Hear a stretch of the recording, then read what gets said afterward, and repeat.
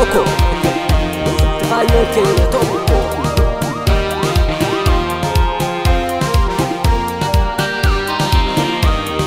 Kani tokomna Miya sabaho Sabab yo jenna Kayon kenyas toko Kanang makamno Behi ganan jiro Kota sinin jete Rona biburu Kota sinin jete Rona biburu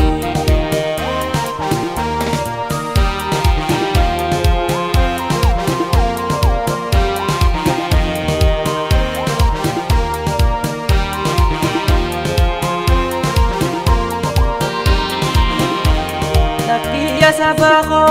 Gargar bahudisa Tokuman ojerchu Nubasa bilisa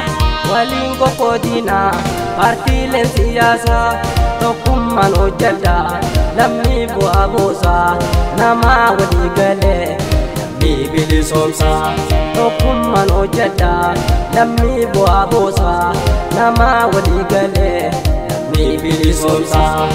Yadang walin labo Laki lammi nobe Yaga wal jeesisu Oda tagatafi Tokuman gindomu Kumang kang naduro Alon ni hubate Rakabaru Ero oramoda Jabadu jajabe Sammiqe waltehe Indomu jalkabe Amanan ulatan Jalawang kalesa Galmang gayukate Lubugo tanarsa Domun dagatamto Sena kesibonsa Karayaw ummata Ero ya kerensa Abdin kenya se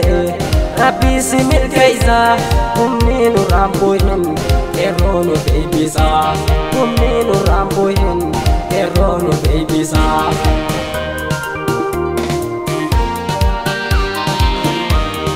Tani tokomna Miya sabaho Sabab yo jenna Ayon kenyas toko Kanang magamno Behi ganan jiro Kota sinin jete Rona biburu Kota sinin jete Rona biburu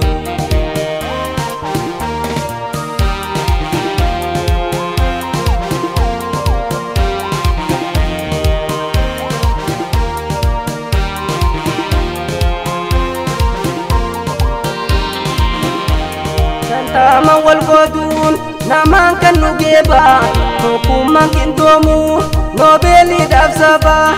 Ayon tada sada Hanelam ogintu Jara abagada Ayon wakogutu Tokuma jabesa Tana kabatu Jara abagada Ayon wakogutu Tokuma jabesa Tana kabatu Tang kumatama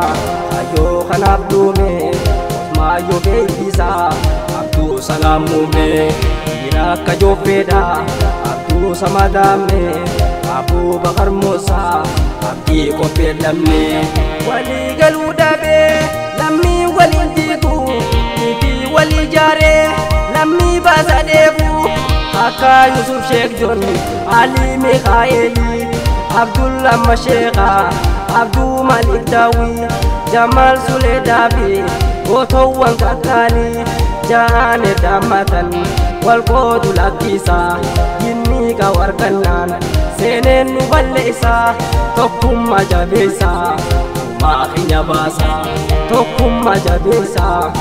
Makinya basa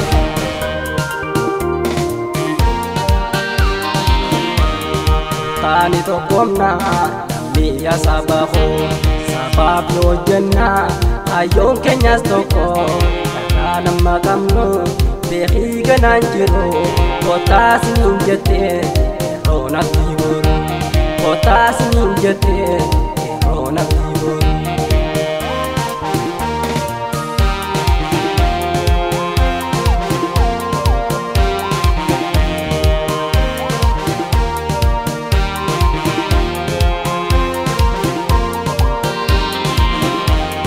Eka oso gamnu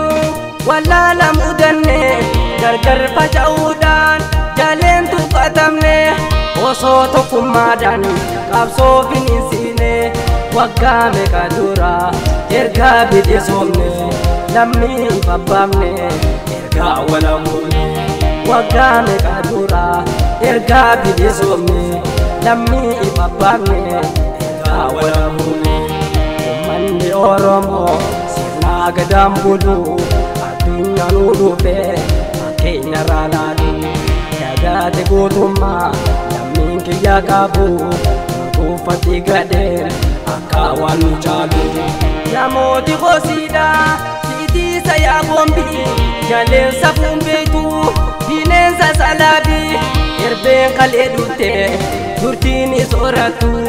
Tigraay keessa dhufte nurratti nalbaatu qabeenya nu saamte gamoon ijaarratu handabre raabara walii galaa dafaa injifannoo qabna dharraan kana qofa bilisummaan keenya tokkummaadhaan dhufa bilisummaan keenya